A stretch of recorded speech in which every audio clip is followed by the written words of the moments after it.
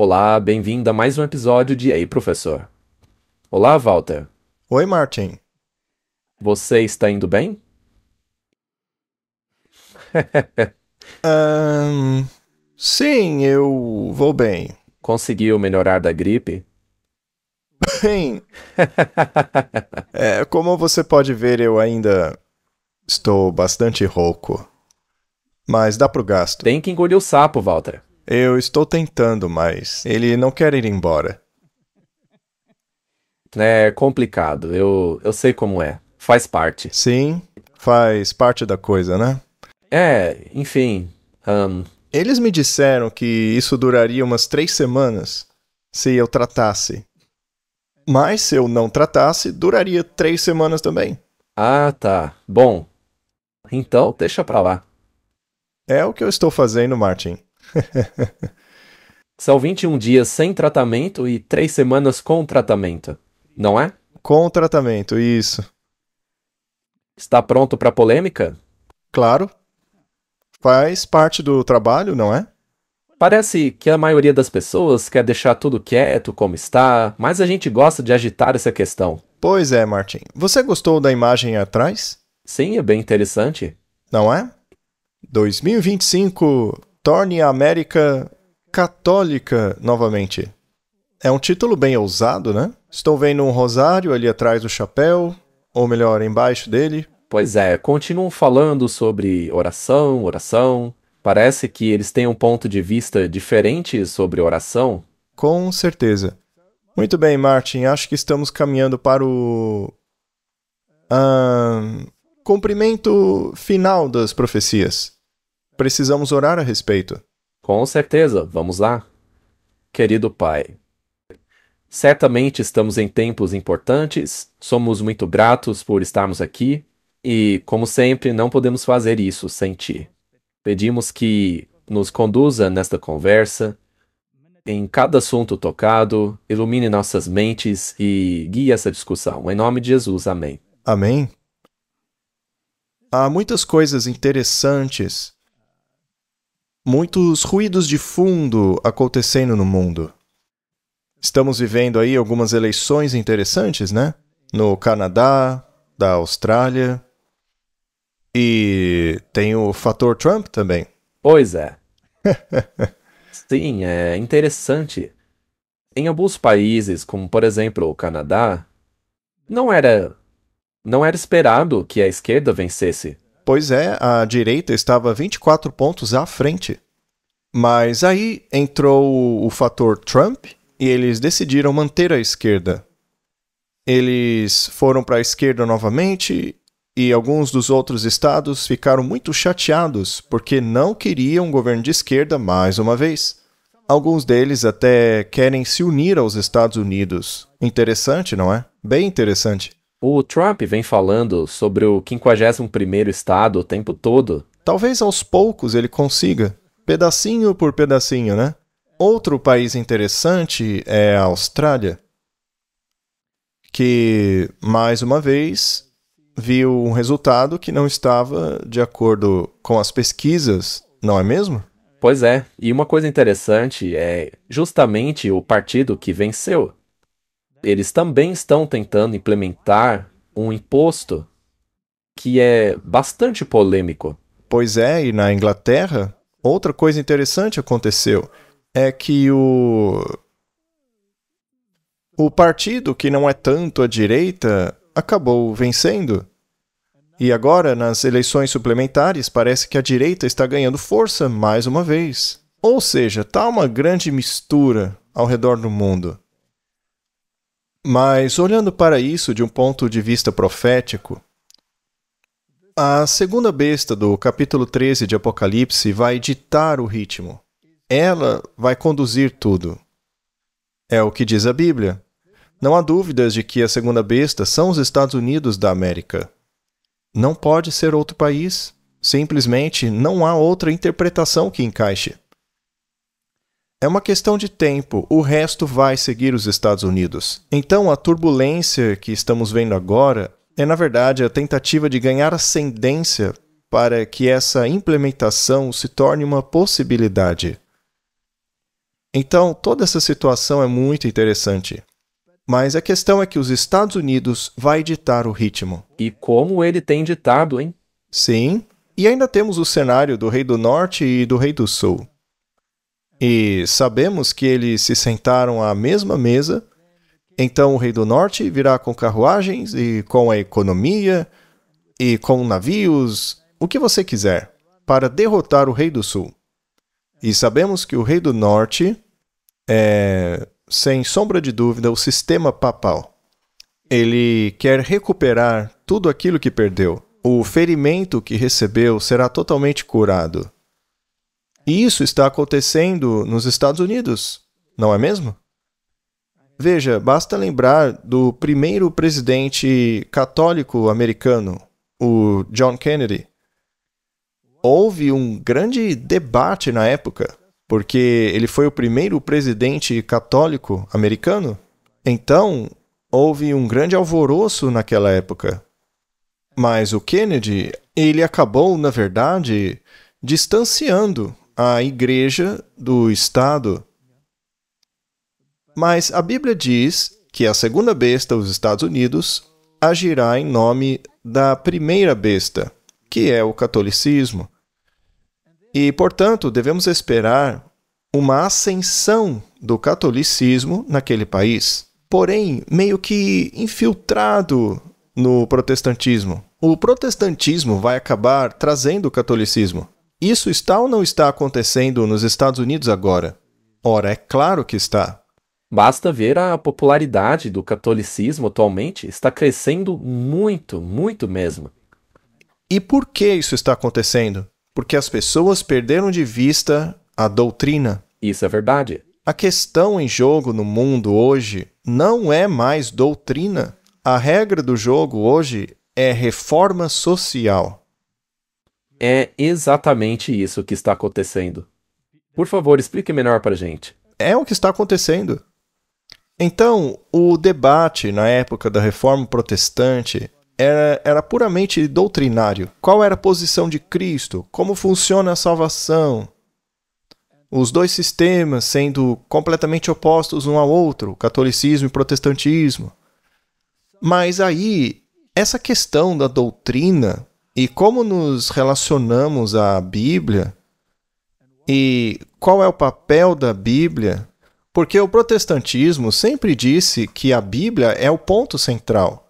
Sola Escritura. As Escrituras são o nosso guia, o nosso farol, a nossa luz. É a Bíblia que aponta a direção.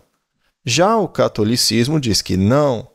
É a tradição que define a estrutura para a interpretação da Bíblia, e não a Bíblia que estabelece a estrutura para interpretar a tradição. Então isso é colocar a carroça na frente dos bois. E, doutrinariamente, os dois jamais poderiam concordar. É impossível. Pois um lado aceita a expiação como caminho para a salvação, já o outro lado rejeita a expiação como caminho da salvação. Sendo assim, as duas nunca vão concordar. Portanto, a solução para esse problema, ao longo do tempo, foi aumentar a agitação social, o caos, para que as questões que hoje afligem a humanidade não sejam mais baseadas em doutrina religiosa, mas sim em questões sociais. Como pobreza. Sim, pobreza, distanciamento entre ricos e pobres, divisões ideológicas. Antigamente, os partidos políticos eram meio próximos uns dos outros nessas questões, mas agora estão muito distantes, a ponto de quererem ir para a guerra um contra o outro e explodir o seu próximo em pedacinhos. Então, como você combate os cataclismos sociais? Como combater esse declínio da sociedade? Como combater a degeneração da humanidade?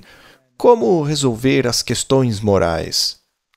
Bem, a resposta está em um sistema que já tinha essas coisas sob controle.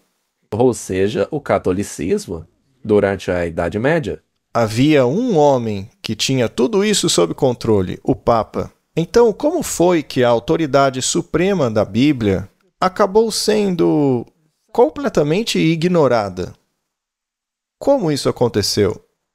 Bom, primeiro, você tinha que criar uma divisão, criar diferentes interpretações bíblicas. Então, tinha-se o protestantismo e o catolicismo. O protestantismo, desde o início, nunca foi realmente unido. Não. Ele até tinha aspectos de unidade, mas nunca foi coeso. O calvinismo permaneceu calvinismo. Pois é, desde o início, nunca houve uma unidade entre eles. Sempre foi fragmentado. E essa fragmentação foi aumentando, aumentando. E à medida que as pessoas estudavam a Bíblia, como já dissemos aqui outras vezes, essa unidade nunca aconteceu. Pelo contrário, as denominações se multiplicaram muitíssimo. Você então começou com um punhado de pessoas, como os luteranos na Alemanha. Aí surgiram os calvinistas lá na Suíça. Depois surgiu lá o grupo protestante na Escócia, por meio de John Knox, que introduziu sua doutrina. Aí veio a igreja da Inglaterra, e mesmo a igreja da Inglaterra era unida com o Estado. Porque esse era o pensamento da Idade Média, não é? Então, essa unidade entre igreja e Estado foi rompida pela Revolução Francesa. Tivemos a queda dos reis. Os reis foram aparentemente expulsos. E quando eram mantidos, era apenas um papel cerimonial. Como hoje. Sim, mas se você olhar nos bastidores, eles ainda têm poder dentro das sociedades secretas. A realeza, na verdade, lidera muitas das sociedades secretas. Se você pegar os grandes mestres do rito escocês, ou mesmo da Inglaterra, onde quer que seja, a realeza está muito bem representada nessa questão. Então eles aparentemente foram para a clandestinidade. A democracia tomou lugar. E a democracia multiplicou os sistemas. Assim, eventualmente, as igrejas continuaram se dividindo e se separando em questões diferentes. E aí surgiram milhares de denominações, todas dizendo se apegar à Bíblia. Bom, mas como essas igrejas acabaram se afastando da Bíblia, da lâmpada para os nossos pés, que é a palavra de Deus? A tua palavra é a verdade. Como elas se afastaram da Bíblia? Bom, isso foi acontecendo aos poucos. Você coloca ênfase em... Você usa a ciência, por exemplo. Primeiro você começa negando o Gênesis. Você transforma o Gênesis numa mitologia. Aí você nega as partes das Escrituras que se relacionam com isso ou que parecem defender o relato de Gênesis. Aí você vai dividindo, fragmentando a Bíblia, de modo que ocorra uma verdadeira corrosão da interpretação literal da Escritura, não é? Aí você leva isso para toda a sociedade. E os jesuítas fizeram um grande trabalho, criando universidades, escolas. Eles secularizaram a sociedade, a desviaram das Escrituras, fazendo com que elas não fossem mais a norma suprema da verdade. Foi uma grande jogada e levou alguns séculos para ser realizada.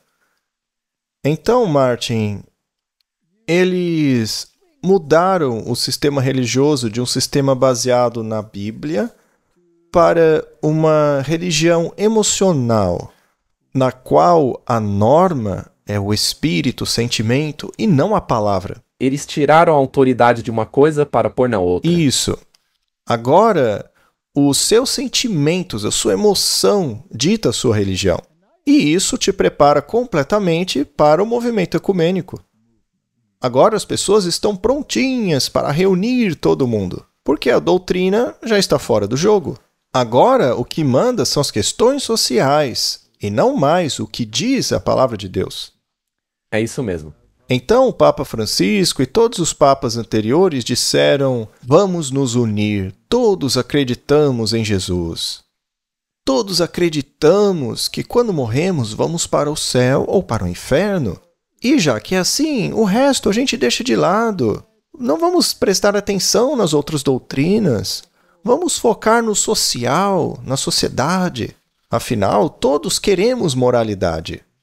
Todo mundo quer esses ideais. Então, esqueçam a doutrina e vamos focar nessas coisas. Vamos pôr de lado os nossos conflitos. Foi assim que começou. E foi isso que devolveu a popularidade ao catolicismo? Correto.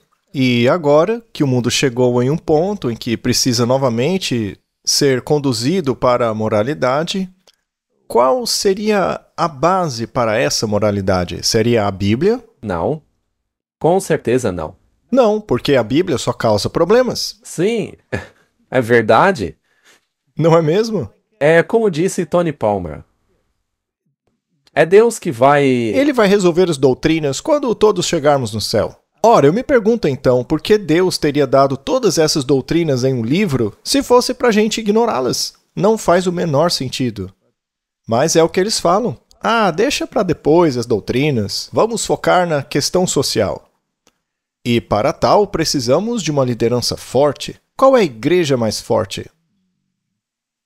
Não é o catolicismo? Sim, Sua influência não está aumentando em todos os lugares? com certeza.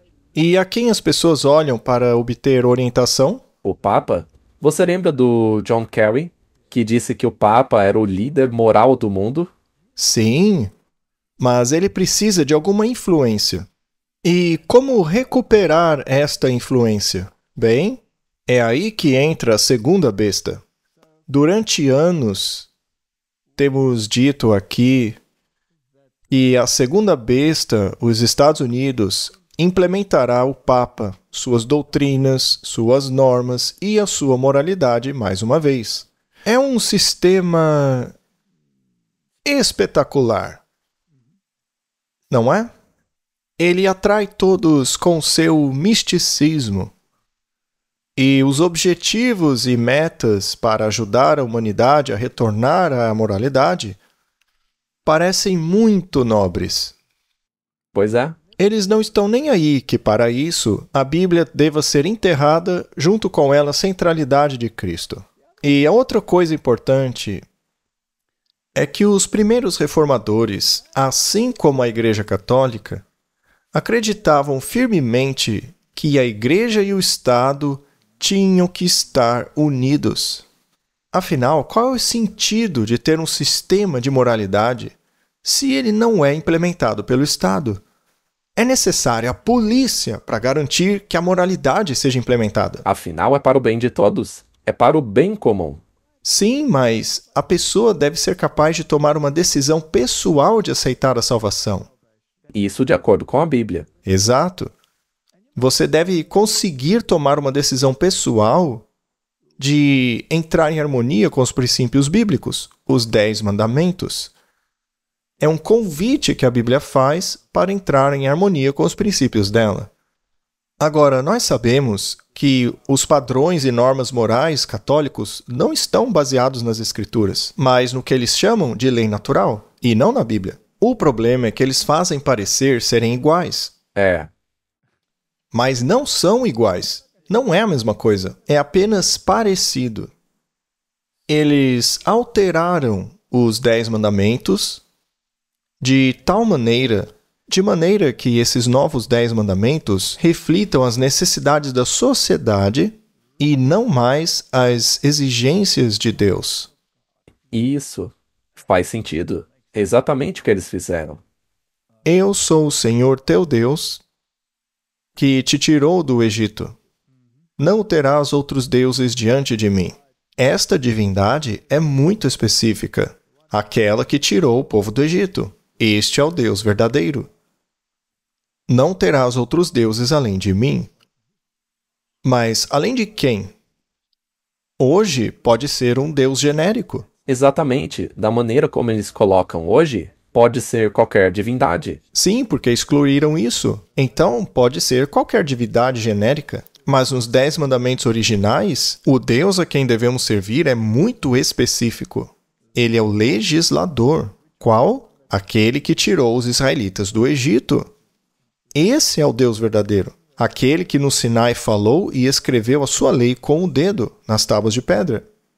O Deus que criou tudo. É esse aí mesmo. É esse que devemos servir. Não terá outros deuses além de mim. Agora, como fazer com que todo mundo aceite uma lei dessas, Martin? Só tem um jeito. Tira essa frase aí para que você possa inserir qualquer divindade. É uma boa ideia, não é? Aí serve qualquer deus. Eles querem que a pessoa sirva à comunidade ou sirva a Deus? A comunidade. Muito bem. E para deixar ainda pior, vamos dizer que todas as religiões têm o mesmo Deus. Ora, era assim no Antigo Testamento? Todas as nações tinham o mesmo Deus? Claro que não. Por acaso o Paulo não definiu isso? Sim. Ele não disse que o que os gentios oferecem aos demônios? Sim. Eles ofertam aos demônios. E Deus não quer que sejamos parceiros ou participantes da mesa do diabo. Então, de acordo com a Bíblia, as divindades não são todas iguais. Com certeza não. E considere o Elias, que teve uma experiência lá no Monte Carmelo. Martin, será que essa filosofia do Deus único funciona em uma sociedade com visão de mundo ecumênica? Jamais. Cria um problema. Um grande problema. E quem está criando esse problema para eles? Deus? É. Segundo eles. Segundo a Bíblia, Deus é o problema para eles. Porque a Bíblia é específica que o único Deus é aquele que tirou Israel do Egito, mais nenhum outro. Só que isso cria um grande problema. Não pode ser tão específico assim. Do contrário, você não consegue encaixar os deuses hindus. Também não consegue encaixar a divindade islâmica.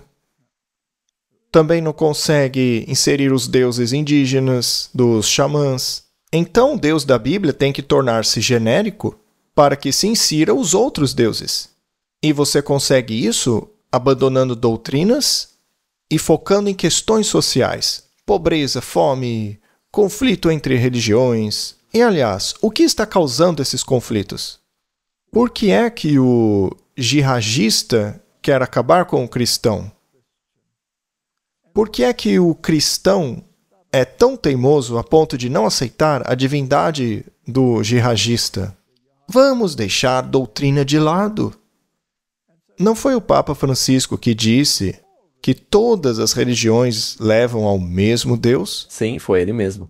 Todos devem unir-se. Fratelli tutti. Fratelli tutti. Então vamos nos livrar do Deus verdadeiro, sem mencionar do problema da idolatria. Não farás para ti imagem de escultura?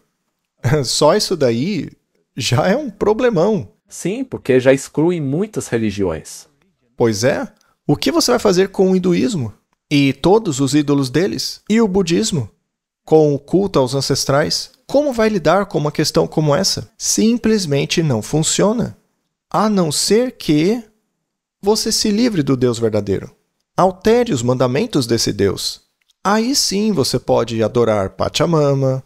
Aí sim você pode dar as mãos a divindades pagãs. E todo mundo fica feliz.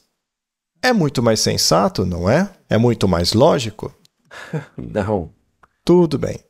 Bom, com relação a não tome o nome do Senhor teu Deus em vão, agora você nem sabe de qual Deus está falando. Afinal, agora são todos iguais. O que quer dizer que você não pode falar mal de nenhum Deus, de ninguém. Senão você é um malvado. E, aliás, foi isso que disse o Papa Francisco. Mas essa abordagem é bíblica? Não, de jeito nenhum. Lembra-te do dia do sábado para santificá-lo? 6 dias trabalharás. Mas o resto do mundo adorava o sol. É meio difícil você convencer um mundo que adora o sol a mudar para o 7º dia. Não, vamos ficar no primeiro dia mesmo, o dia do sol. Afinal, Jesus ressuscitou nesse dia, né? Isso é bobagem, não se preocupe com isso. Mas é esse mandamento que dá autoridade a toda a lei. Eu sou o Senhor, aquele que fez os céus e a terra. Não, deixa genérico mesmo. Qualquer Deus serve. Todos nós cristãos estamos unidos no domingo. São só uns doidos aí que são do contra, não é mesmo?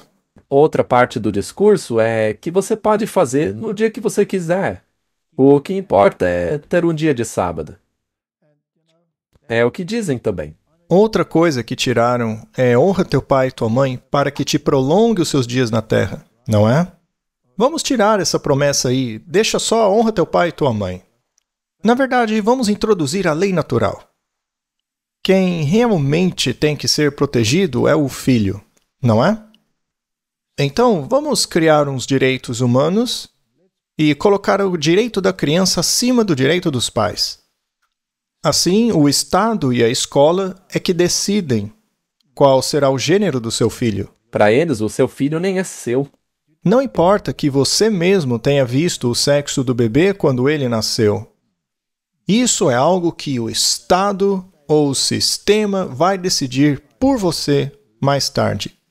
E se você interferir nisso, nós vamos tirar o seu filho, porque o direito do seu filho está acima do seu direito.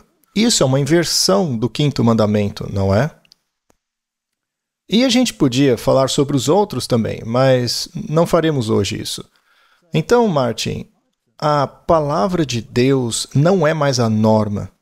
Hoje a norma é a interpretação que o catolicismo fez dos 10 mandamentos. É a versão deles. E, superficialmente, pode até parecer ser semelhante. Mas, na verdade, destrói o original. Você concorda com isso? Ora, com certeza. Sem dúvida. Essa é a base do ecumenismo. E todo mundo está alinhado com isso agora. No Concílio de Trento, quando os protestantes disseram sola escritura, só acreditamos na Bíblia, só na Bíblia. Aí o arcebispo de Reggio disse, não é verdade, vocês guardam domingo. Na verdade, vocês estão se submetendo às normas e padrões católicos. Então calem a boca, vocês não passam de um bando de rebeldes. A gente vai cuidar de vocês. E aí criaram os jesuítas para este fim, para trazerem os protestantes de volta às normas e padrões da Igreja Católica. Esqueçam a Bíblia. Então foi basicamente assim que aconteceu. E esta é a situação que nos encontramos hoje. E agora vamos entrar em um sistema em que o mundo está em turbulência e novamente precisa de uma forte orientação moral. Voltemos ao catolicismo, não à Bíblia. Não. Voltemos ao catolicismo e às suas normas. Afinal, a doutrina não é importante. Mas sim, a sociedade, o bem comum, as necessidades da sociedade são importantes. Ninguém vai perceber quando implementarmos procedimentos e leis que forcem as nossas normas e que contradizem o que diz a Bíblia. Mas a sociedade precisa disso. Isso se encaixa perfeitamente com esse discurso aí de amor ecumênico. Muito bem dito. Então, vamos eliminar de uma vez por todas a doutrina. Ela não é importante. Apenas siga a maioria. Mas e se alguém não quiser seguir a maioria?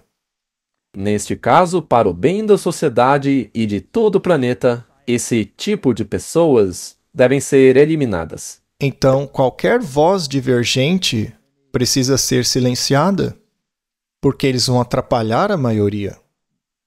Eu pergunto a você, será que os papas têm experiência em silenciar vozes divergentes? Aliás, isso não aconteceu recentemente, onde pessoas estavam falando a coisa certa, mas a maioria disse que estavam falando bobagem? Bem, sim. Vamos falar abertamente, Martin? A gente pode ser um pouco atrevido aqui, não é? Sim, podemos. Bem, há cerca de 5 anos atrás, você não podia falar abertamente o que pensa. As pessoas teriam te excluído na hora. Por exemplo, a mídia. Sempre que aparecia alguém dizendo o contrário do que a maioria dizia, eles eram silenciados, não é? Muito bem. Martin, o ponto principal é que a Bíblia profetizou que a primeira besta, que é inequivocadamente o catolicismo, essa besta iria se recuperar, ela seria curada. Aquele que implementará as suas normas e padrões em seu nome é a segunda besta, que são os Estados Unidos da América. E a questão já não é mais se isso é possível, a questão é, está acontecendo? Sem dúvida alguma está. O que vai acontecer então?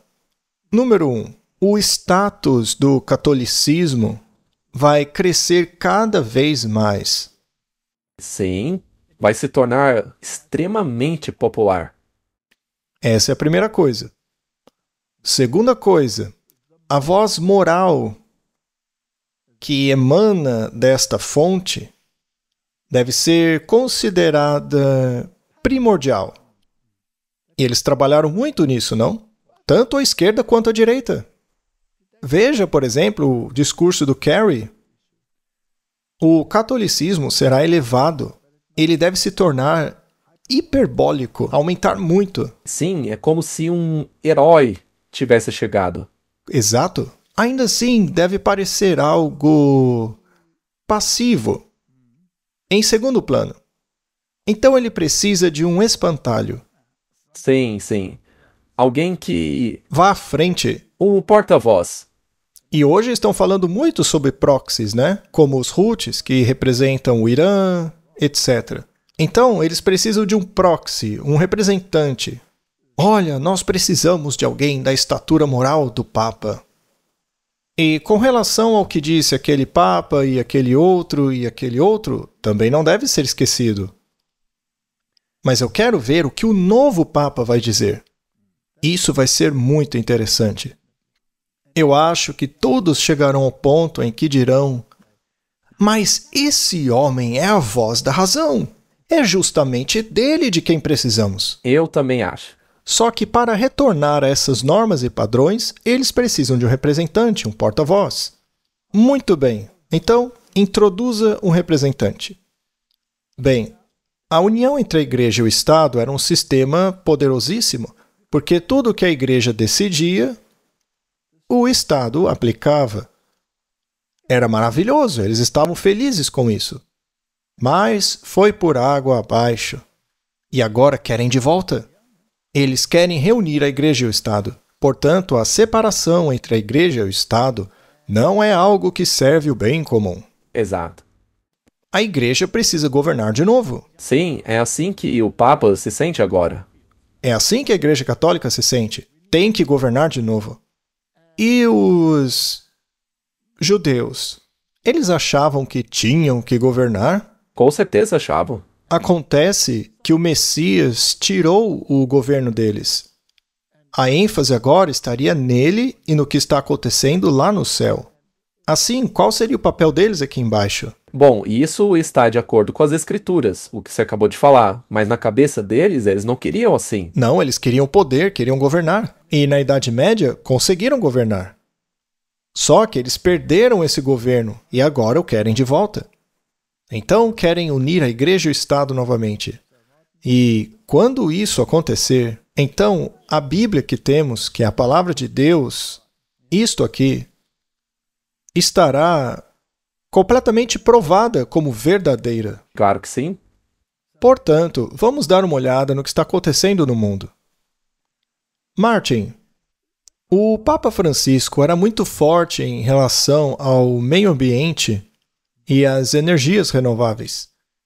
Mas deve haver um equilíbrio entre os dois, porque o Donald Trump apareceu e disse: perfurem petróleo à vontade. Ele saiu imediatamente do Acordo de Paris. Ainda assim, essa questão não pode desaparecer, porque a voz do Papa tem peso. Eu acho muito interessante que a Espanha tenha passado por essa calamidade agora. 100% da energia renovável da Espanha acabou passando por um blackout histórico. Seria isso coincidência? Pela primeira vez, eles estavam se gabando de que sua grade era 100% renovável. E logo em seguida ela colapsa. Pouquíssimos dias depois. As pessoas não conseguiam nem sair dos trens porque as portas estavam trancadas. Tiveram que arrombar tudo. Houve um grande pânico. Sim, foi um pânico enorme no país. E nada funcionava. Pela primeira vez, toda a rede elétrica nacional colapsou. Vamos ler o artigo. Apenas 12 dias depois, às 12h35 do dia 28 de abril, Espanha e Portugal vivenciaram um dos maiores apagões de sua história. O corte de energia também afetou França, Andorra, Bélgica, Holanda e com a desconexão da rede elétrica ibérica da rede europeia mais ampla. Bom, a causa não se sabe. Foi temperatura, foi um pulso eletromagnético, seja lá o que foi, causou muito pânico. E o impressionante é que ficaram apenas algumas horas sem energia. E o resultado já foi pânico, pânico, pânico. Pânico total. Imagina se elas morassem aqui na África do Sul alguns dias. Elas iam surtar completamente, porque aqui nós temos rodízio de energia. Imagine só, elas iam surtar. Algum tempo atrás estabilizou, mas há poucas semanas atrás... caiu tudo novamente. Se você já dirigiu em Joanesburgo, na África do Sul, e acha que pode depender de semáforos ligados, esqueça a ideia. Bem, aqui nós estamos totalmente acostumados com esse tipo de coisa. A gente até sorri quando vê isso acontecendo. Só que a questão é maior do que essa. É apenas parte do caos que precisa ser resolvido. E a solução do problema precisará vir com uma grande ênfase religiosa. Mas, veja, tudo isso aí está acontecendo e o Trump é contra isso daí. Isso aí acaba o exaltando. Sim, o Trump ganha pontos com isso aí. Vamos voltar um pouco para o dia 25 de março. Não faz muito tempo. Quando o arcebispo Eupidóforos apresentou a cruz sagrada ao presidente Trump na celebração do Dia da Independência da Grécia. Isso é muito interessante. Então, o arcebispo ortodoxo apresentou a cruz especial ao Trump. E ele comparou a liderança do presidente à do imperador Constantino o Grande. Ora, se voltarmos na história, veremos que Constantino foi um imperador importantíssimo, porque ele oficializou o cristianismo. Ali em Roma. Não apenas o oficializou, mas de acordo com documentos que alguns alegam ser totalmente forjados, ele basicamente entregou o governo do império ao bispo de Roma em uma bandeja, para que este pudesse governar não apenas em assuntos religiosos, mas também em assuntos seculares. Então, esse é o legado que Constantino deixou para a Igreja Católica Romana. Só esclarecendo, o bispo de Roma hoje é o Papa. Isso mesmo. Então, Constantino abraçou o cristianismo.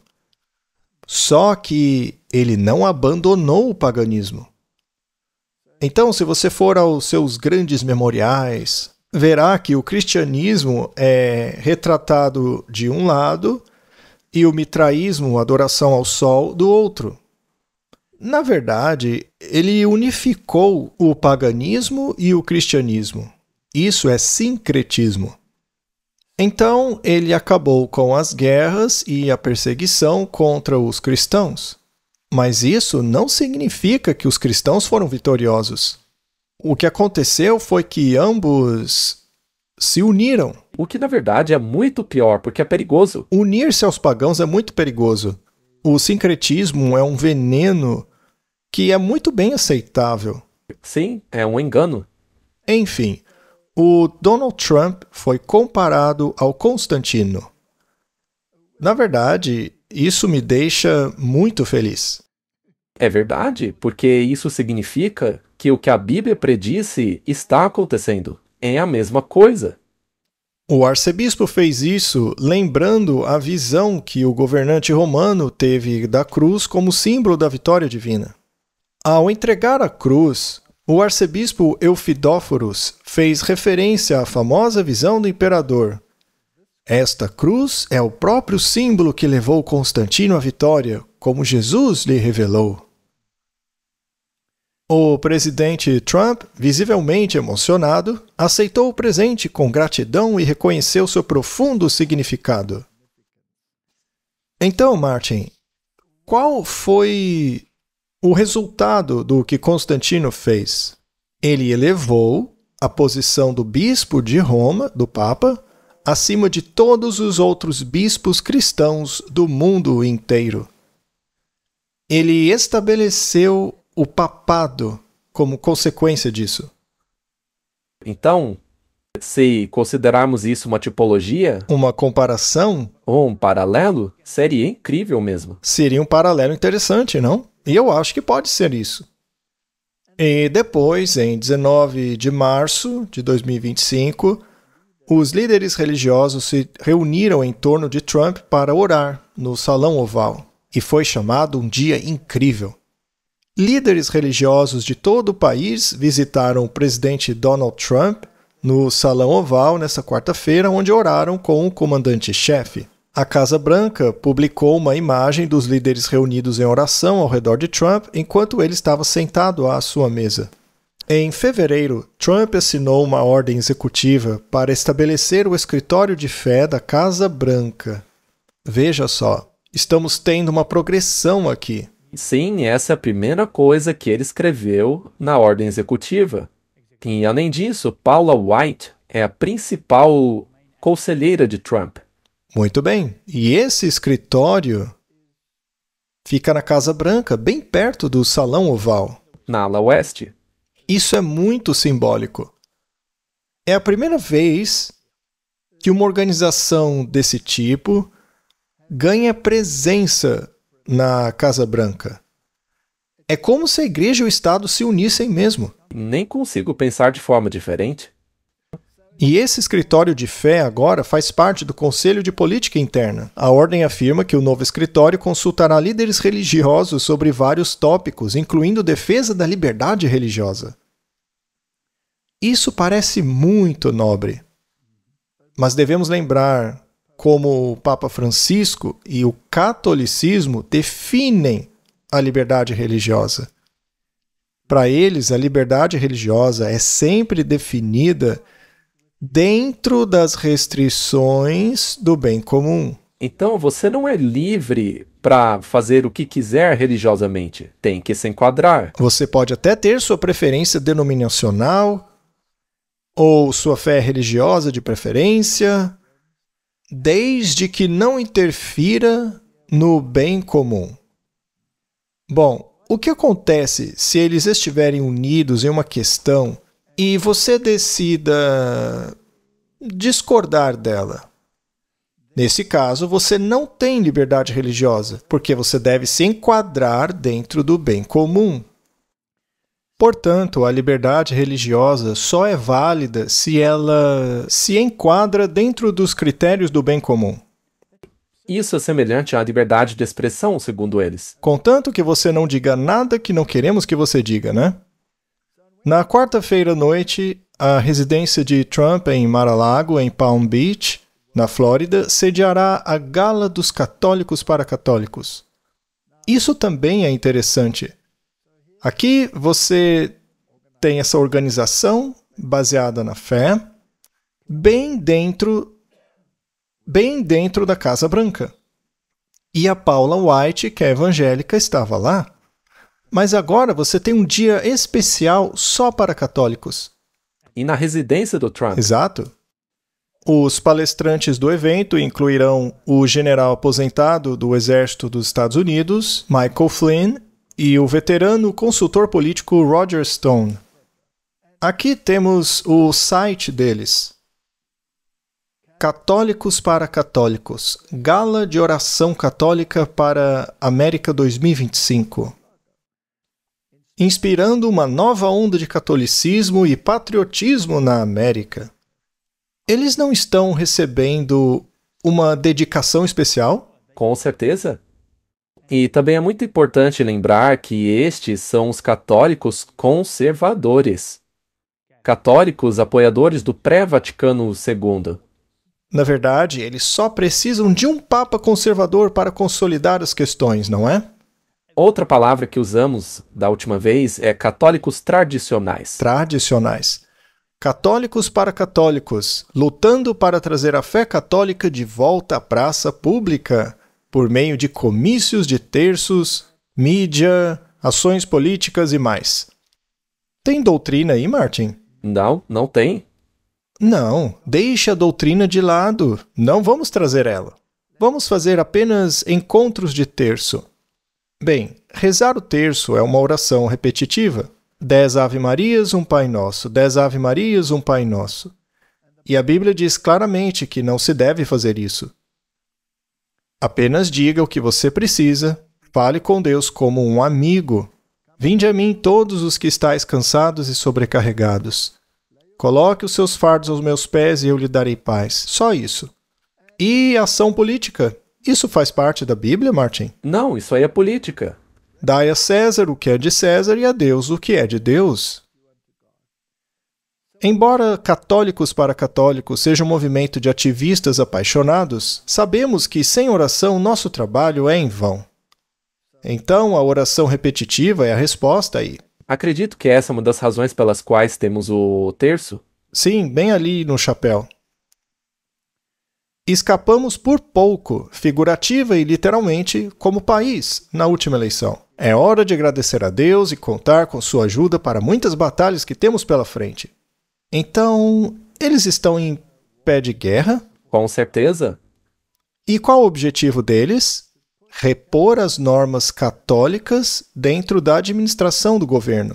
Também há um pouco de mensagem subliminar nisso aí em relação a Trump. Ele é o homem para essa tarefa. O Trump é o homem que fará isso. Muito bem, veja o que os católicos conservadores acham disso.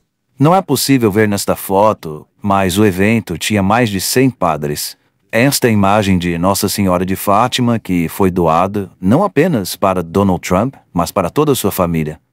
Era uma imagem muito bonita de Nossa Senhora de Fátima, de uma qualidade muito boa. E o bispo Strickland rezou uma linda oração, abençoando-o, aspergindo com água benta. Acho que algumas pessoas viram essa imagem e pensaram, mais uma velha celebração no meio do jantar, mas não é isso.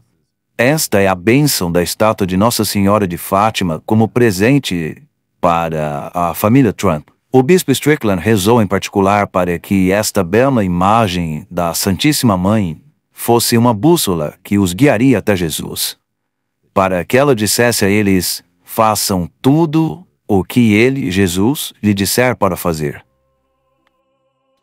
Martin, o que acabamos de ver aí não vai contra o segundo mandamento? Claro que é, eles estão pedindo bênção a uma estátua. Não vai contra o segundo mandamento? Claro, isso é proibido. Você ouviu um pio dos protestantes? Não, Nem o pio? nenhum. Tá bom, então. E isso aí é bíblico? Claro que não. Claro que não. Claro que não. Bom, todo o sistema que vimos aí é puro paganismo. Se você olhar para Pachamama, qual é a diferença disso? É a mesma coisa. Não faz diferença se é uma coisa ou outra.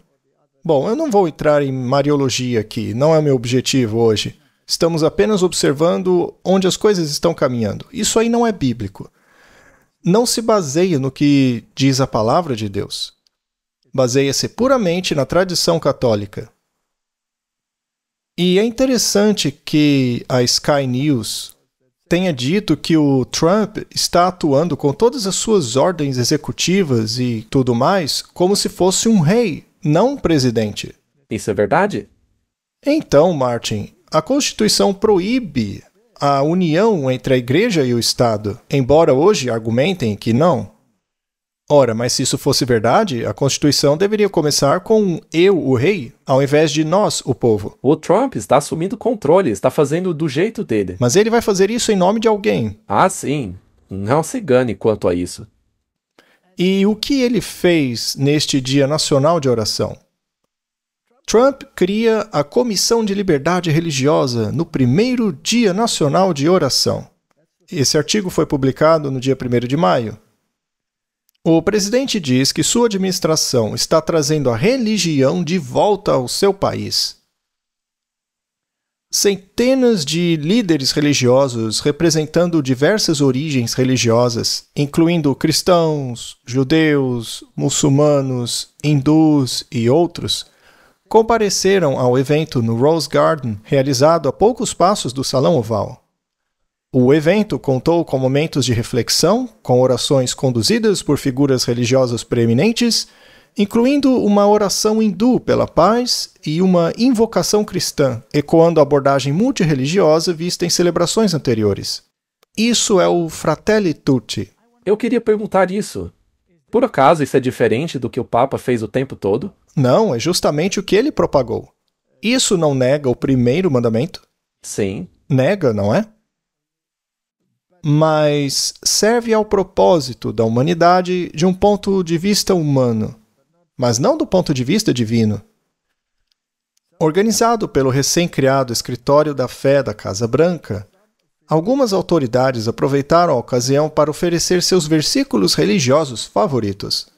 A ordem executiva que cria a Comissão de Liberdade Religiosa se junta a outras ordens com foco em religião assinadas nos últimos 3 meses, incluindo uma que aborda o preconceito anticristão e outra que visa o aumento do antissemitismo em faculdades e universidades em todo o país. Algumas dessas universidades estão sendo pressionadas para cumprir essas ordens executivas.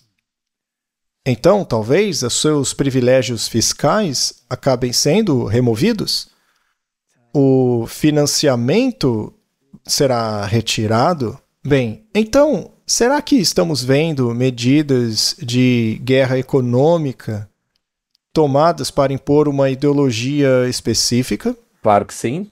E é impressionante como tudo bate com o que a Bíblia previu. Tá, vamos nos certificar de que as pessoas não nos entendam mal. Por acaso achamos o antissemitismo aceitável? Claro que não. Não. Será que achamos o preconceito anticristão aceitável? Claro que não. Com certeza não. Será que achamos que temos que eliminar os muçulmanos do mundo? Não. Não. Será que achamos que os hindus devem ser invadidos e removidos de sua terra? Não. Claro que não. E isso tem que ficar bem claro. Não somos anticristãos, não somos antissemitas, não somos anti-hindus, não somos antipaganismo em nenhum outro sentido além do doutrinário. Ok? Será que Deus quer alcançar toda a humanidade? Claro que quer. Cada tribo, nação, povo e língua, independentemente do que acreditam. Se há apenas um Deus e uma verdade, então é natural que ele chame a todos para essa verdade. E é claro que é uma decisão sua, é seu livre-arbítrio aceitar ou não. Esse é o ponto crucial, é o mais importante. Então nós nunca vamos recorrer a armas ou espadas? Só a Bíblia. Somente a Bíblia. Somente a Bíblia. Essa é a nossa espada, é o que a Bíblia diz. Portanto, nesta configuração aí, sabemos que isso viola o primeiro mandamento. E eu tenho que tomar uma decisão. Com qual lado eu vou seguir?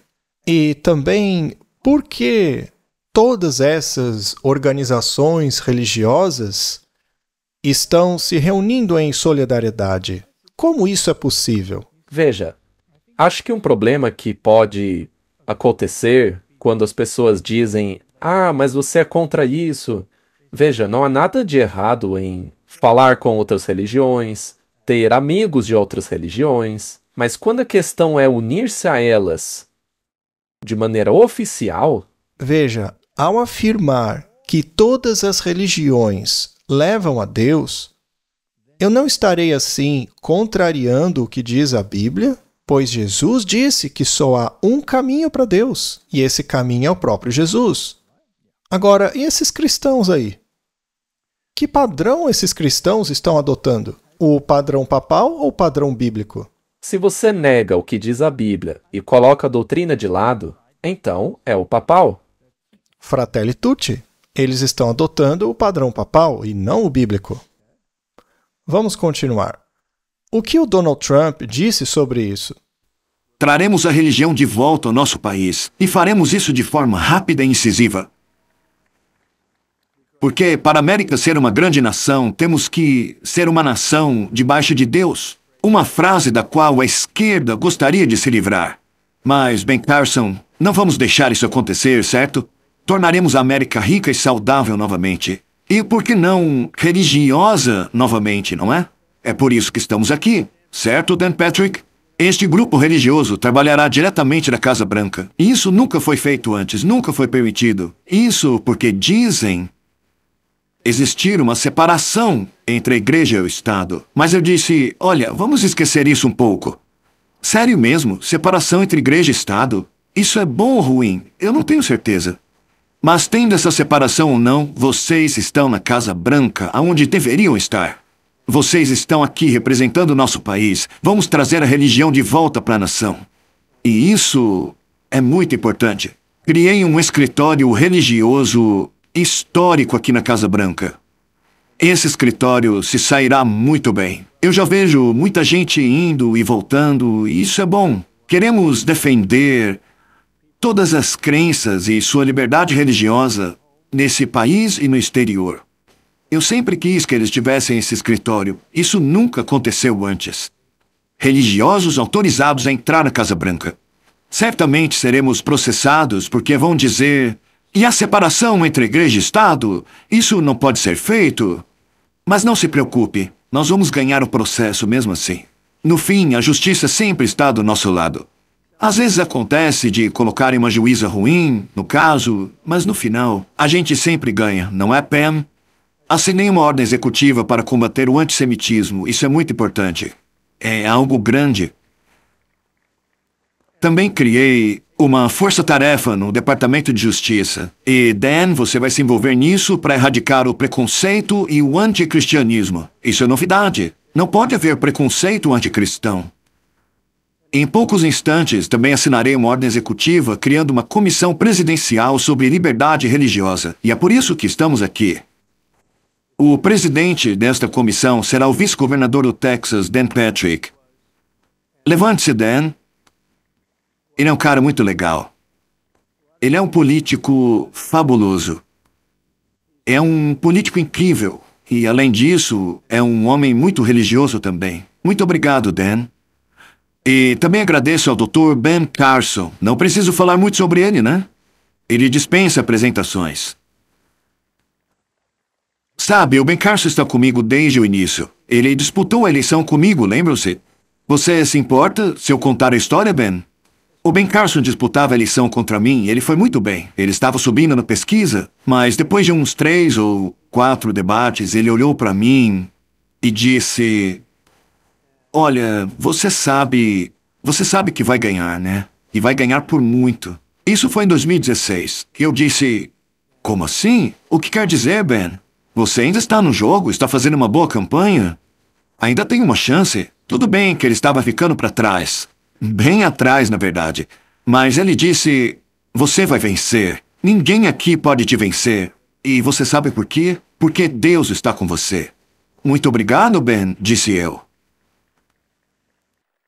E depois ele disse isso de novo na igreja. Ele me parou e disse: você se lembra que eu falei que Deus estava contigo? Nunca houve um presidente que invocou mais o nome de Jesus do que o senhor. Nunca um presidente disse: sim, eu amo Jesus, mas também amo pessoas de todos os tipos. Seu coração está com cada americano, e o senhor está provando isso hoje. Tenho orgulho de representá-lo como presidente. Tenho orgulho de ter o Ben Carson como vice-presidente e todos os membros desse comitê. Nós serviremos o povo e, o mais importante, serviremos a Deus. Muito obrigado. Sob a liderança do presidente Donald Trump, a fé não será deixada de lado. Ele foi trazido de volta para onde sempre pertenceu, o centro. Traremos a religião de volta ao nosso país. E vamos torná-la cada vez mais forte do que nunca. Muito obrigado a todos. Martin, temos agora essa Comissão para a Liberdade Religiosa. O presidente dessa comissão é Dan Patrick. Acho que ele é o vice-governador do Texas, não é? Ele é uma figura política muito preeminente. E, obviamente, ele é um evangélico que está muito empolgado para que isso aconteça. E é muito interessante que o vice-presidente desta comissão seja um adventista. Bom, depende de como você vai definir essa liberdade religiosa. Se essa liberdade religiosa for definida como para servir ao bem comum, então o próximo passo desta comissão está bem ali no projeto 2025. Trata-se da implementação da lei dominical. Inicialmente, talvez até haja espaço para outras interpretações, mas de acordo com o documento, o dia oficial será o domingo. Então, se o consenso se tornar muito forte, isso seria uma lei papal, contrariamente à lei bíblica, que ordena a guarda do sétimo dia. Então, eu estou muito interessado para ver como isso vai se desenrolar. Não vou julgar ninguém até que algo realmente aconteça, mas eu sei o que a Bíblia diz que vai acontecer. E é isso que me preocupa. Também me preocupa. Temos instruções claras do espírito de profecia com relação a misturar-nos com política. Então, estamos vivendo em um período muito interessante. Você consegue ver como a religião foi sistematicamente introduzida no governo? Ele até mesmo admitiu aí no vídeo que essa união entre igreja e Estado traria problemas com a justiça, mas ele afirmou que venceria essa disputa. Ou seja, vamos jogar pela janela essa ideia de separação entre igreja e Estado. Sim, ele disse, esqueçam isso. E isso é o cumprimento da profecia. Agora, veja o que ele disse também. Como sinal de respeito à memória da sua santidade, o Papa Francisco, pela autoridade que me foi conferida como presidente dos Estados Unidos pela Constituição e pelas leis dos Estados Unidos da América, por meio deste decreto, ordeno que a bandeira dos Estados Unidos seja hasteada a meio mastro na Casa Branca e em todos os edifícios e terrenos públicos. Bom, isso daí, antes de mais nada, não é reconhecer a autoridade do bispo de Roma? É um sinal de respeito. Será que é difícil eles também implementarem a marca de autoridade dele? Seria interessante. Bom, um dos cardeais que é visto como favorito para tornar-se o próximo Papa, claro, entre os conservadores, e veja, ele não é o único cardeal conservador. Também existem outros na disputa. Na verdade, o próprio Donald Trump mencionou um cardeal americano que também está do lado conservador. Há vários deles que podem estar na disputa. Um deles é este Robert Sarah. Este Robert Sarah é um dos cardeais favoritos entre os conservadores para suceder o Papa Francisco. Ele é considerado um favorito pelos conservadores por refletir os papados doutrinários e por ter a mente litúrgica dos papas João Paulo II e Bento XVI. Então, eles querem ater-se ao ritual católico ditado pela tradição. Ele está entre os que estão sendo considerados para substituir o Papa Francisco. Um homem como ele pode também estar em harmonia com o pensamento dos políticos da Casa Branca neste momento. Nessa administração, sim. E também com o grupo Católicos para Católicos. E isso é muito interessante. Sarah chefiou anteriormente o Escritório de Caridade do Vaticano, Cor Unum, e entrou em conflito com o Francisco em muitas ocasiões. A divisão ideológica entre eles chegou no auge quando Sarah e Bento, que se aposentou como Papa interino em 2013, foram coautores de um livro intitulado Das Profundezas de Nossos Corações, Sacerdócio, Celibato e a Crise da Igreja Católica, onde eles defendiam as formas mais tradicionais de se conduzir a religião. Vance, um dos últimos dignatários a se encontrar com Francisco no domingo de Páscoa antes de sua morte, fez referência ao Papa João Paulo II, ideologicamente mais semelhante a Sara, em recentes discursos públicos. Então parece haver um distanciamento do lado liberal na direção do lado conservador. E Martin, isto seria a cura da ferida. Com certeza. Também não seria uma cura caso eles elejam um Papa literal? Na verdade, não importa se o Papa eleito seja liberal ou conservador. Ou moderado, que seria um meio termo, né? O que vai curar a ferida do papado é a união entre a Igreja e o Estado, e as normas e os padrões da Igreja sendo implementados por lei. Isso mesmo. É isso que vai curar a ferida. Porque isso é legislar a moralidade católica em favor do papado, ainda que seja contra a Bíblia. Isso curaria a ferida. Mas o catolicismo sempre argumentou que o sistema em vigor durante a Idade Média, no qual, pela tradição, a autoridade do Papa era aceita sem questionamento, bem, eles querem isso de volta. Eles querem de volta os rituais que mantinham as pessoas presas na ignorância. Exatamente. Eles querem as pessoas na ignorância hoje também. Eles querem que elas se concentrem em rituais ao invés da palavra. Verdade. Eu estava pensando agora mesmo. Você acabou de dizer que é necessário que alguém que ocupe a posição de Papa agora seja alguém popular. Bom, o Papa Francisco começou muito popular, mas ao longo do tempo, e a gente já falou sobre isso aqui antes, embora ele tenha dito certas coisas que eram liberais, ele nunca mudou a doutrina católica. Não, ela permaneceu idêntica.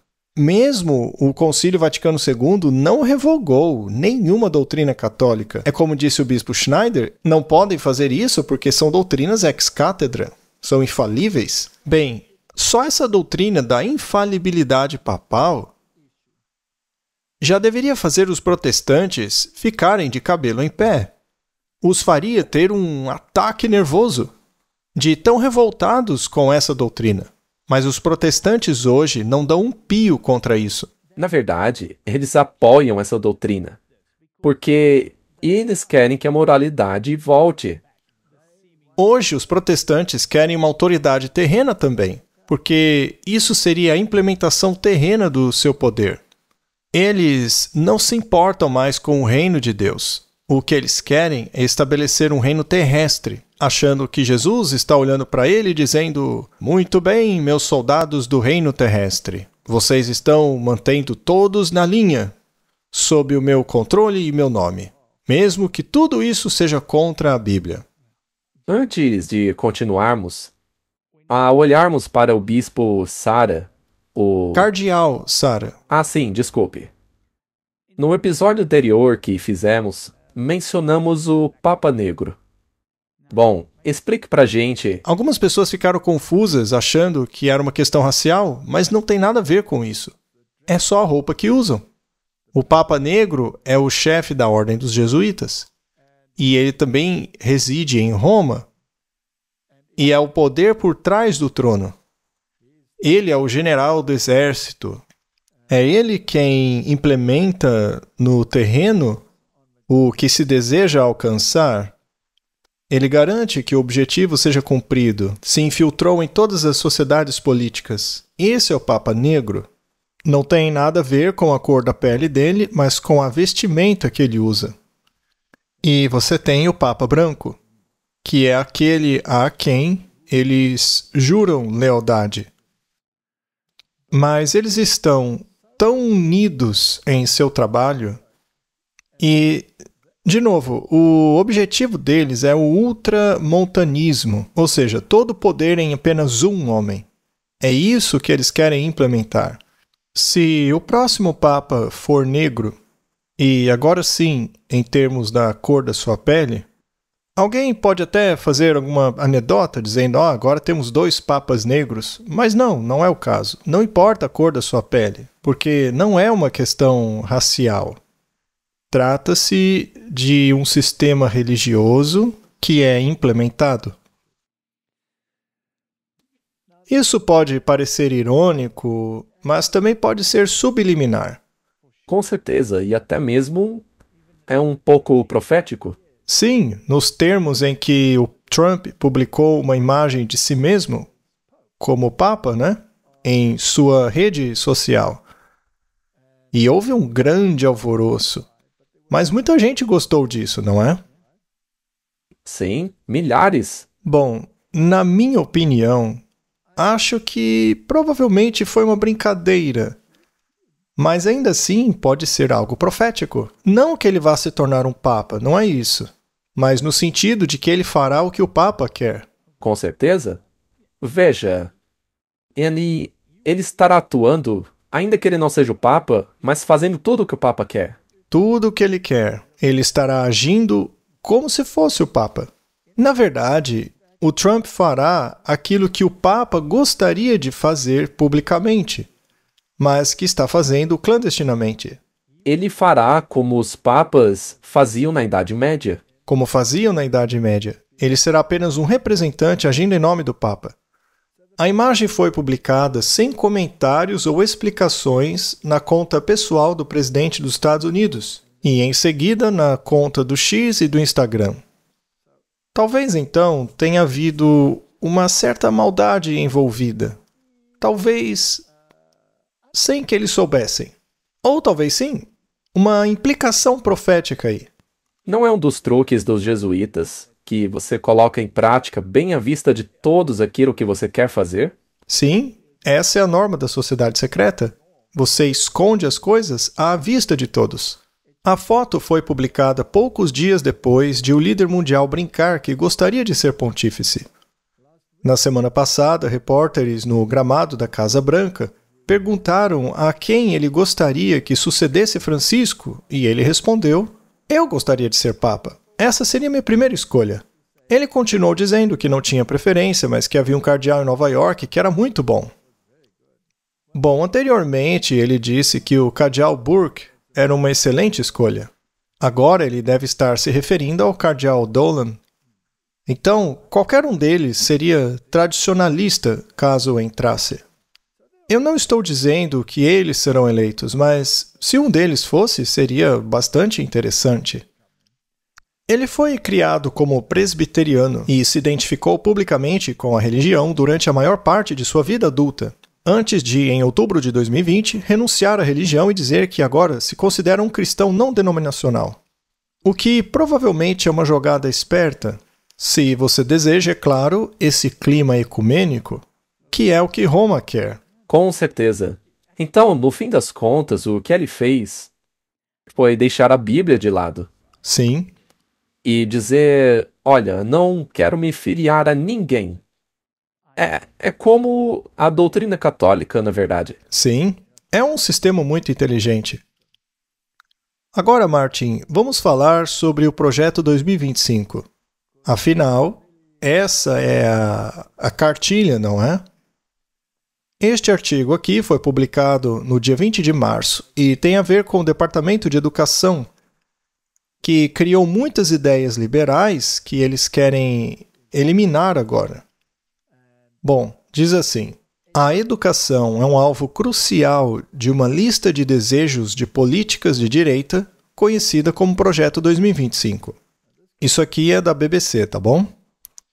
Um documento de 900 páginas pede maior liberdade de escolha escolar, essencialmente subsidiando escolas religiosas e privadas com verbas públicas, o que também foi objeto de um decreto executivo inicial de Trump. Muito bem. Apesar de o Trump ter aparentemente se distanciado do Projeto 2025, ele está, na verdade, implementando-o. Com certeza. Mesmo tendo se distanciado. Exato. Na verdade, é um jogo de palavras. Ele fala que se distancia, mas o gabinete todo dele está super ocupado em implementar esse projeto. Então, na fachada, ele pessoalmente não está envolvido diretamente nisso, mas todos os seus funcionários estão. É como a Igreja Católica se distanciando da maçonaria, ao mesmo tempo em que os seus membros mais importantes são maçons. Embora Trump tenha se distanciado do projeto 2025, ele nomeou vários de seus autores para ocupar cargos governamentais importantes. E muitos de seus decretos executivos iniciais seguem de perto as propostas descritas no documento. Eles estão chamando isso de políticas. Então esse projeto agora é uma lista de desejos. Então o projeto foi de políticas para desejos. Mas não faz diferença nenhuma, porque basta você assinar uma ordem executiva e aquilo se torna uma regra. É claro, é por isso que eu disse que é um jogo de palavras. É um jogo de palavras. Isso levanta uma questão. Seria o projeto 2025 um projeto para tornar a América católica? É uma boa pergunta. Bom, esta pessoa aí está vestida como um jesuíta, uma túnica preta. Será então que ele está desempenhando um papel duplo? Não sabemos. Bom, a Sky News fez a seguinte pergunta: estaria Donald Trump seguindo o manual da direita? O que acontecerá depois? E aí eles citam algumas coisas que já foram implementadas. Vamos dar uma olhada. O que o projeto 2025 disse? O documento pedia que o presidente reduzisse as regulamentações e tornasse os funcionários federais mais fáceis de demitir. O que o Trump fez?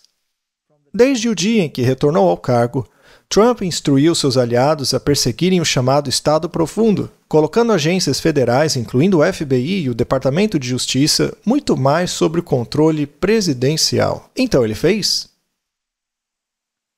O que mais o projeto diz? A imigração ilegal deve acabar, não ser mitigada. A fronteira fechada e não repriorizada. E o que ele fez? Prometeu deportações abrangentes e declarou estado de emergência nacional na fronteira do México. Ele acabou com o problema. Sim, 99,9%. Então, ele seguiu o projeto? Com certeza. O que mais diz o projeto? O próximo presidente conservador deve tornar as instituições da sociedade civil americana alvos difíceis para os guerreiros da cultura woke. Bem, ele está fazendo isso? Está e muito. Ele não está indo atrás das universidades? Sim, nós falamos sobre isso antes. É uma ordem executiva após a outra. Ele disse que faria isso removendo termos como diversidade, equidade, inclusão, igualdade de gênero e aborto. Eles não cortaram financiamento. O Departamento de Deficiência Governamental, dirigido por Musk, não quis acabar com tudo isso?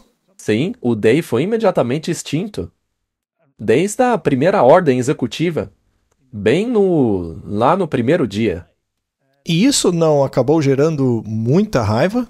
As pessoas não estão queimando Teslas na rua e fazendo todo tipo de coisas? Não apenas há protestos em toda parte, mas também há contra-protestos agora. Bom, ele também prometeu fazer guerra contra a esquerda, e ele realmente cumpriu isso. Suas ordens executivas determinaram que existem apenas 2 gêneros, e buscou acabar com o apoio governamental aos programas DEI, enquanto o Pentágono removeu o conteúdo DEI de sua plataforma online. Ele devastou a coisa. Seriam esses apenas desejos ou implementação de fato? Se você pode usar meios financeiros para forçar as pessoas a fazerem isso, isso aí é cumprimento de Daniel, capítulo 11. Com certeza é. E veja, essa lista de desejos me faz pensar que se você faz compras online, você tem lá a sua lista de desejos, né? O que ele está fazendo é mover da lista de desejos para o carrinho. É isso mesmo. O que mais? Na questão de tarifas e comércio, o documento está dividido. Então, o que ele fez? Embora tenha demonstrado alguma flexibilidade em outras políticas, o presidente Trump tem falado de seu amor por tarifas há décadas. Sua série de tarifas globais derrubou os mercados e deixou aliados abalados. Mas haverá uma nova ordem econômica. E uma vez que ele pode forçar o mundo, deve ter alguma influência. Bem, por acaso não estão todos os países, inclusive o nosso, correndo atrás do Trump para negociar? Isso não mostra que ele pode usar a economia para forçar ideologias? Com certeza. O que mais ele disse? A política federal de educação deve ser limitada. E, em última análise, o Departamento Federal de Educação deve ser eliminado. O que ele fez? O Trump assinou um decreto pedindo o desmantelamento do Departamento de Educação. Ele está cumprindo o projeto à risca. Bem, o que mais ele disse? Ele também disse que a próxima administração conservadora deveria reduzir o financiamento da USAID, reduzindo o seu orçamento a, no mínimo, o mesmo orçamento que essa agência tinha em 2019. Ele fez isso? 100%. Com certeza, e foi muito mais além. Em vez disso, ele decidiu acabar com a coisa. O que mais o projeto 2025 sugere? As políticas climáticas extremas do governo Biden agravaram a insegurança alimentar e a fome globais. Sua agenda de anticombustíveis fósseis levou a uma forte alta nos preços globais da energia. Então, vamos resolver o problema. Basta um bom apagão na Espanha para provar o seu ponto de vista. Perfeito, não é? Como tudo acontece? Com certeza. O que ele fez? Ele retirou os Estados Unidos do Acordo Climático de Paris e revogou as metas do presidente Joe Biden para veículos elétricos e prometeu perfurar em busca de petróleo. Ele não fez isso? Totalmente. Muito bem. Isso aqui. A decisão da Suprema Corte de derrubar as proteções ao aborto em Roe vs. Wade é aclamada como a maior vitória pró-família em uma geração. Mas diz que as coisas não devem parar por aí. E o que fez o Trump? Embora sua enxurrada inicial de decretos executivos não incluísse medidas para expandir ou aplicar a lei Comstock, o Dr. Long disse que ainda é muito cedo para o mandato do presidente. Então, Martin, esta é uma pequena agenda de longo prazo.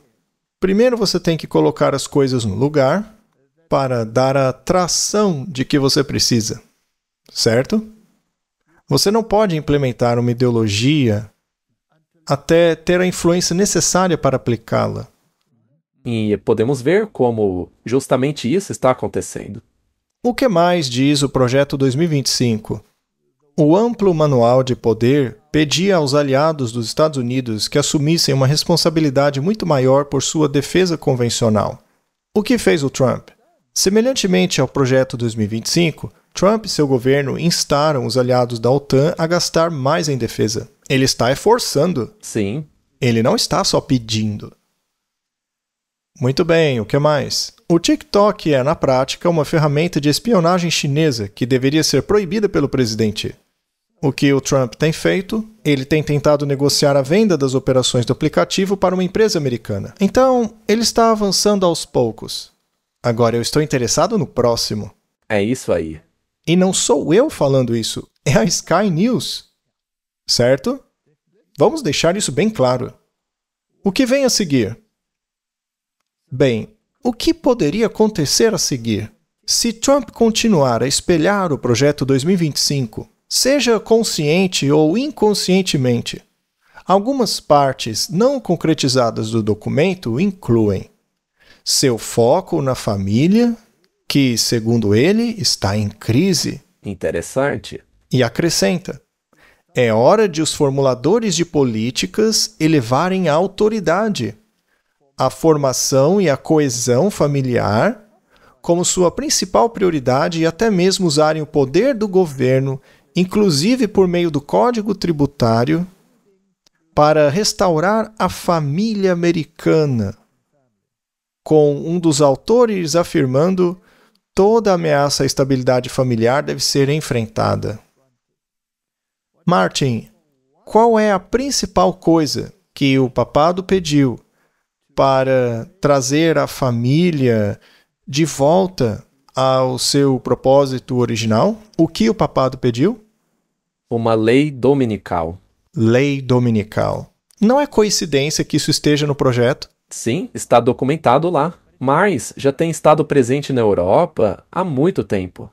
A Aliança Europeia pelo Domingo já promove isso há muito tempo. Mas uma vez que eles pedem isso, e a questão número 1, para restaurar a família e torná-la viável novamente, é o tempo comum de descanso e lazer, para passarmos juntos como uma família. Só que esse tempo de descanso tem que ser sincronizado, tem que ser um tempo comum. Então, como sincronizar esse tempo de descanso? Como você sincroniza isso? É muito simples. Não adianta nada você dar folga para a mãe na quarta-feira e para o pai no domingo, porque aí a família fica dividida. Não adianta nada parte dos membros da família estarem sujeitos à regra da escola e as outras à regra do trabalho. Isso não é um descanso sincronizado. Você tem que sincronizar. Deve haver apenas um dia de descanso para toda a família. Seria esse dia a quarta? Não, Talvez o sábado? não, Seria então o domingo? exatamente. De acordo com o projeto 2025, qual dia será escolhido? Domingo? Então, o argumento deles é sincronizar o descanso a fim de unir as famílias. Isto significa que qualquer outro dia, mesmo que inicialmente seja permitido em termos de liberdade religiosa, eventualmente deve dar lugar ao tempo de folga sincronizado. O que significa que apenas um dia da semana será permitido para o descanso. E isso para que a economia não sofra. É para o bem comum. O dia oficial de descanso será o domingo. Seria o próximo item da agenda? Olha, eu acho que é uma prioridade muito grande. Bem, a própria Sky News faz a pergunta. Eles também mencionam os outros pontos, mas esse aí é o primeiro.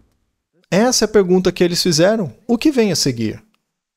Por quê? Eu espero que eles estejam certos. Com certeza. E eles mesmos dizem que estamos em crise. Sim, E tudo aquilo que está em crise tem a prioridade.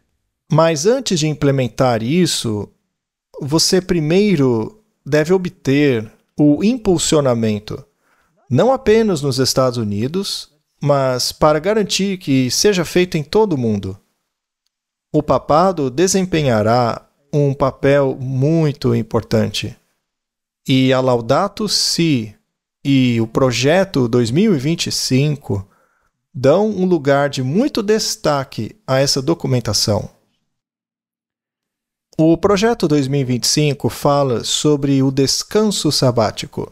Deus ordenou o sábado como dia de descanso, e até muito recentemente a tradição judaico-cristã buscava honrar esse mandato por meio da regulamentação moral e legal do trabalho neste dia. Martin, judaico-cristão, ou seja, todo preconceito antissemita e cristão deve acabar. As duas religiões estão unidas aí. Só tem um pequeno problema. O problema é que os judeus ainda guardam sábado e os cristãos guardam o domingo. Alguém vai ter que ceder. Martin, qual é o Dia Nacional de Descanso Bancário? Domingo? É o domingo? Quando que as tradições do povo geralmente ocorrem? Domingo? Então, o judaísmo é uma minoria com relação a esse assunto. Se eles insistirem no sábado e os adventistas se juntarem a ele, ainda assim são uma minoria. E se quiserem ser inclusivos e ter um dia sincronizado de descanso, mais cedo ou mais tarde, um dos dois vai ter que ceder. Serão os judeus ou os cristãos? A história se repetirá. Todos irão para o domingo. Constantino não fez uma lei dominical? Exatamente a mesma coisa. Naquela época, alguns grupos ainda guardavam o sábado, enquanto outros o domingo. E o catolicismo, então, criou uma lei anti-sábado. Isso é história. Se o Donald Trump está sendo comparado a Constantino, isto significa que ele está agindo em nome do bispo de Roma. Então, os desejos do bispo de Roma, a marca da sua autoridade, a guarda do domingo, deverá ser legislada em favor ao papado, enquanto que a guarda do sábado deverá ser criminalizada. Qual dos dois grupos será que vai abrir mão do sábado? Os judeus ou os adventistas? Vamos deixar isso com a providência. Vamos ver o que acontece. Então, Martin, além disso, um dia de folga compartilhado capacita as famílias e comunidades a aproveitarem tempo livre juntos. É por isso que o tempo de descanso tem que ser sincronizado.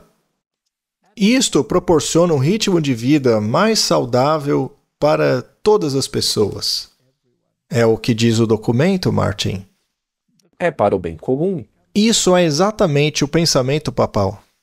O Congresso deveria incentivar o descanso comunitário, alterando a lei de padrões trabalhistas justos para exigir que os trabalhadores recebam 1h30 pelas horas trabalhadas no sábado.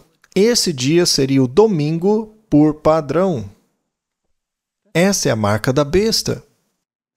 Portanto, ainda que o presidente da Comissão de Liberdade Religiosa seja evangélico e o vice-presidente adventista, ou mesmo que seja um judeu, a questão do domingo versus sábado não vai desaparecer facilmente. Não vai mesmo. A pergunta em questão é: quem vai ceder? Qual dia será eventualmente forçado para que haja um dia de descanso sincronizado para o mundo todo?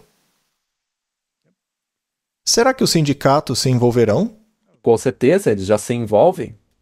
Na Europa, os principais sindicatos estão seguindo a onda dominical, não estão? Sim, todos eles. Martin, temos uma jornada interessante pela frente. E neste pensamento, acho que precisamos orar, porque as profecias, como estão na Bíblia, estão se desenrolando diante dos nossos olhos. Precisamos mesmo orar. A oração tem poder. E não é essa oração aí do rosário. Com certeza não. Vamos falar com Deus em simplicidade. Pai Celestial, o Senhor segura a rédea da história. Sabemos disso porque o Senhor previu a história ao longo do livro de Daniel e Apocalipse. E agora, quando vemos as mesmas coisas ali escritas acontecendo diante dos nossos olhos, significa que temos uma escolha a fazer entre vários reis. Algumas pessoas acreditam que os reis deste mundo devem ditar a moralidade.